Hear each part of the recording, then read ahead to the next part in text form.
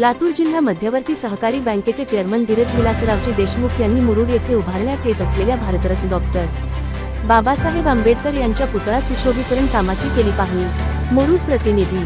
लातूर जिल्हा मध्यवर्ती सहकारी बँकेचे चेअरमन धीरज विलासरावजी देशमुख साहेब यांनी मुरुड येथे उभारण्यात येत असलेल्या भारतरत्न डॉक्टर बाबासाहेब आंबेडकर यांच्या पुतळा सुशोभीकरण कामाची आज पाहणी केली।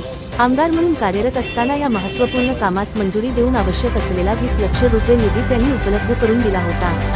मुरुडच्या मध्यवर्ती ठिकाणी साकारत असलेले हे स्मारक भविष्यात डॉक्टर बाबासाहेब आंबेडकर यांच्या विचारांची प्रेरणा देणारे शक्तिस्थान ठरणार आहे।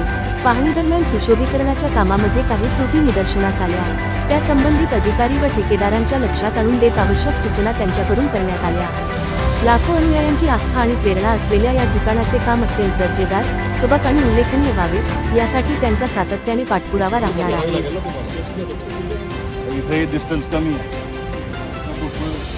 केले मागे सरकून नमस्कार करा, उभं राहा, हे प्रॅक्टिकल आहे। कपड्याच्या खाली पोटरी गेला, हे फार रिस्की आहे। सेफ्टीच्या दृष्टिकोनातून विचार करा।